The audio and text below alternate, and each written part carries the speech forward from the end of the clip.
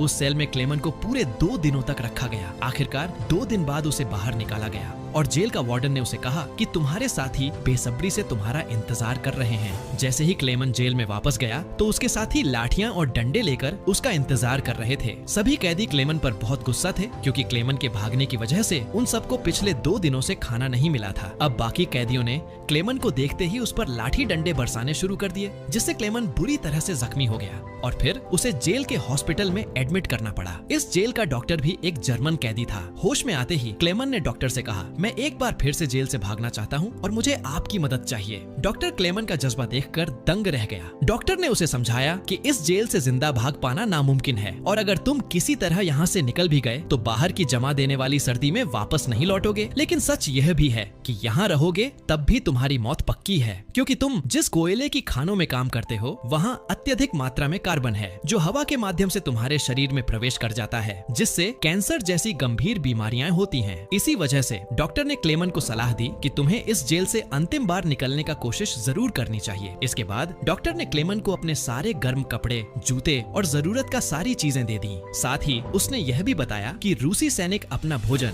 Railway line के पास छुपा कर रखते हैं। जाते जाते उसने क्लेमन को एक बंदूक भी दी ताकि वह अपनी हिफाजत कर सके। दरअसल इतना सारा सामान डॉक्टर ने इसलिए पहले से इकट्ठा किया हुआ था क्योंकि एक दिन वह खुद भी इस जेल से भागना चाहता था, लेकिन एक हफ्ते पहले उसे मालूम चला कि वह कैंसर का मरीज है और उसके पास सिर्फ 1 महीना बचा है। इसके बाद उसने क्लेमन को एक लंच बॉक्स देते हुए कहा कि अगर तुम जिंदा बचकर लौट गए तो मेरे परिवार तक ये लंच बॉक्स पहुंचा देना और कहना कि मैं नहीं रहा। अब कुछ देर बाद रात के अंधेरे में क्लेमन दोबारा जेल से भाग निकला और इस बार उसने मालगाड़ी की बजाय पैदल चलने का फैसला किया। अब अगली सुबह वार्डन को पता चलता है कि क्लेमन जेल से भाग चुका है, तो वह फौरन डॉक्टर के कमरे में उससे पूछने जाता है, लेकिन उसके आने से पहले ही डॉक्टर ने अपनी जान ले ली थी। इस सब के बाद वार्डन ने कई रशियन सिपाहियों को बुलाया और क्लेमन को जिंदा पकड़कर वापस लाने का हुक्म दिया।